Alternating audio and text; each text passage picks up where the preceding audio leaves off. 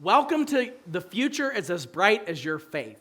And for many of us, when we look at our future, when we think of our future, it kind of brings up this feeling of nervousness or anxiety or even discouragement. Well, I want to tell you today that no matter where you are, God has a unique ability to break you out of where you've been, break you out of who you have been, and to give you a brand new future. Namely this: God can break the label that binds you. We're all bound by certain labels. Some are flattering, some not so.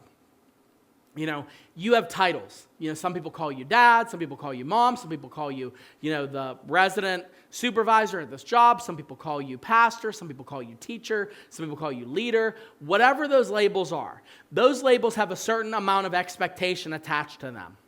Unfortunately, as we move on in our life and as we make mistakes and as mistakes are made against us, we tend to pick up labels that otherwise we wouldn't normally want.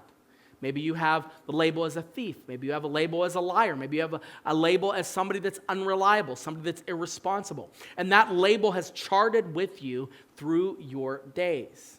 I want to let you know, whatever your label is, did you know that God has the power to shatter that label and to give you a brand new one that only He can?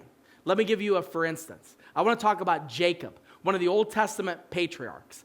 Jacob's name in and of itself has a label connected to it. It means trickster or deceiver, because that's what he was. He had been given a name by his parents, and he lived up to that name. He lied. He stole his brother's birthright. He convinced his father otherwise that he was doing something right. He lied to people around him, and that deception followed him throughout his entire life. It wreaked havoc all the way up until he has a chosen and choice encounter with God when he's on the edge of what he believes to be his own death. He believes that his chickens are coming home to roost and that God is going to enable his brother, whom he defrauded out of his family's birthright, he believes his brother is going to kill him. God appears to him, an angel that, God often takes this form. And some people believe that this was a Christ incarnation of Christ, like a Christophany they call them. And Jacob wrestles with God all night. Okay, it's a beautiful and crazy story.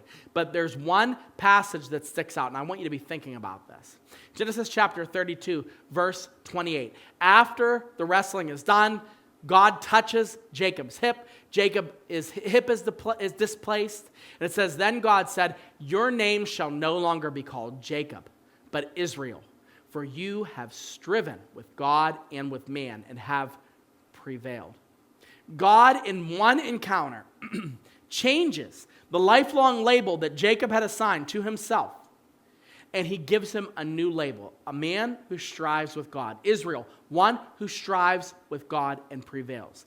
That becomes the name and the label associated with the entire nation of those that follow God. What is the common ground with Jacob and you? The common ground is this: you have also encountered God. Jesus died for you. The moment that you recognize that Jesus died for your sins and that he rose from the grave, you have an encounter with God that trumps Jacob's encounter 10 times out of 10. The moment that you recognize that God has saved you for a purpose, that means that God can put a new label on you that has nothing to do with those old labels. The closer you get to the name that God has for you, the more faith you're going to have in the future that he's planned for you. So I want to encourage you today. Whatever you are known as, whatever you tell yourself about yourself, God can break that label and give you a new label that promises a brighter future with encounters ahead with him.